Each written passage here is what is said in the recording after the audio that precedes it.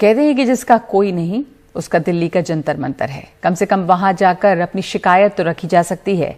ये अलग बात है कि अब मीडिया के पास यहां पर पहुंचकर विरोध करने वालों तक पहुंचने के लिए वक्त बहुत कम रह गया है।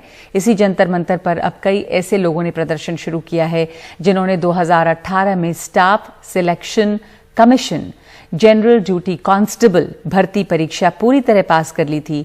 इसके बावजूद इनमें से हजारों को नौकरी दी ही नहीं गई। ये तब है जब खुद सरकार कह चुकी है कि केंद्रीय सुरक्षा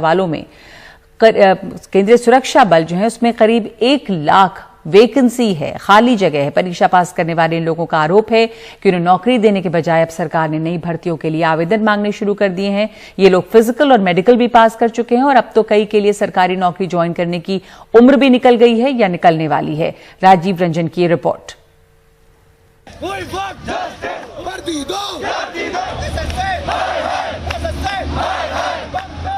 दिल्ली के जंतर मंतर पर बैठे इन प्रदर्शनकारियों को पुलिस ने समझाया और फिर हटाने के लिए लाठी चलाई।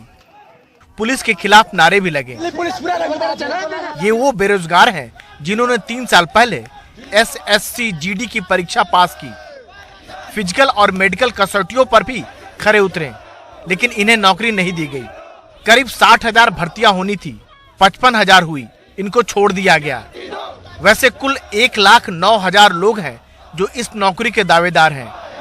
इनमें से कई की उम्र किसी सरकारी नौकरी के लिए निकल भी गई। मेरे 3 सिस्टर हैं, ना उनकी अभी शादी की है। हम बहुत ही गरीब परिवार से हैं सर। रहने के लिए एक झोपड़ी है और ना रहने के लिए कुछ भी नहीं है। माँ का एक सहारा था, मेहनत मजदूरी करके उसने मेरे को कोचिंग करवाई, कोचिंग की फीसें भरी और 3 साल मेरे को तैयार करने के बाद भी मैं 0.02 से रह गया SSC GD में।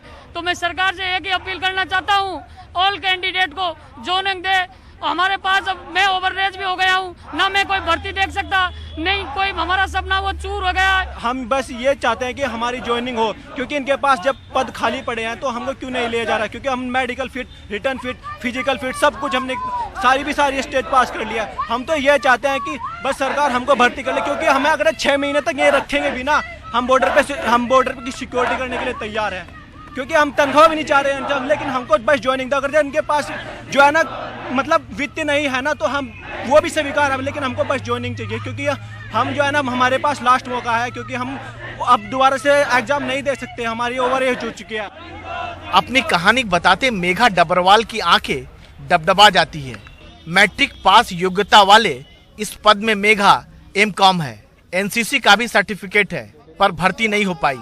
जो पास हुए उनके लिए पैरामिलिट्री फोर्स में सिपाही बनने का रास्ता साफ हुआ।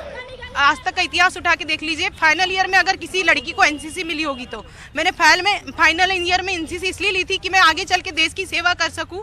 3 साल NCC करने के बाद, NSS करने के बाद और स्पोर्ट्स में नेशनल लेवल तक खेलने के बाद जब मैं मेरिट लिस्ट से बाहर हूं तो बहुत अखर थी सर कि कम नंबर वाले मेरिट में शामिल है और हम योग्य होके भी यहाँ रोड पर बैठे।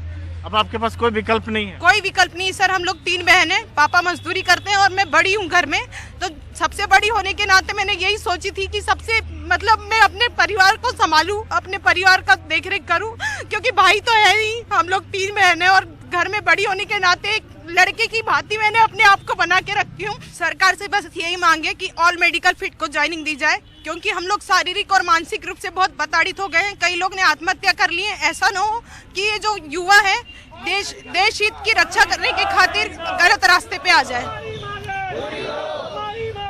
मेघा अकेले नहीं, यहाँ हर युवा का अपना दर्द, अपनी कहानी है। पश्चिम बंगाल के सुष्मिता के घर में कोई कमाने वाला नहीं। अगर हमें नौकरी मिल जाती तो मेरा जो छोटा भाई है वो अच्छे से पढ़ पाएगी, खाना खा पाएगी। तो लगता है आपके सारे सपने आपके लगभग टूट गए हैं? सारे सपने टूट गए हैं सर। और जब छोटी थी तब से मम्मी छोड़ के गई है। हम 2 बहन, छोटी भाई थी, हमने बहुत मेहनत करके यहाँ तक आई हूँ सर। हर रोज बहुत मेहनत की हूँ सर। उसके बाद भी हमें ज्वाइनिंग दे दिया गया सर। हमें सरकार से यही विनती है कि वो हमें ज्वाइनिंग दे दे सबको, ऑल मेडिकल फिट को। बहुत दिक्कत आ रही है सर, हमें घर में बहुत परेशानी आ रही है, रहने नहीं पा रही है सर घर में। इस भीड़ में आस एक बार तब जगी जब इसी पद के लिए सरकार की तरफ से वैकेंसी फिर से निकली। पहले ही करीब 5000 कम लोगों को नियुक्ति पत्र मिला था। फिर नई वैकेंसी ने इन सबको उम्मीद दी है। इन्होंने सिर्फ 55,000 पदों पे ही कैंडिडेट को ज्वाइनिंग दी है, नियुक्ति पत्र जारी किया है, जबकि हमारे पास जो वैकेंसी निकाली थी इन्होंने 60,210, उसमें 5,000 खाली पद छोड़ दिए हैं।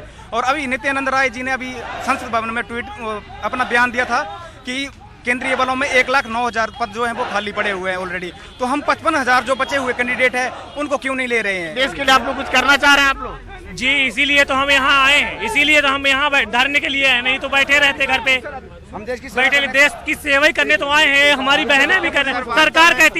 सरकार कहती है बेटी पढ़ाओ बेटी बचाओ, लेकिन सड़क पे बैठाओ, क्या यही नीति है सरकार की?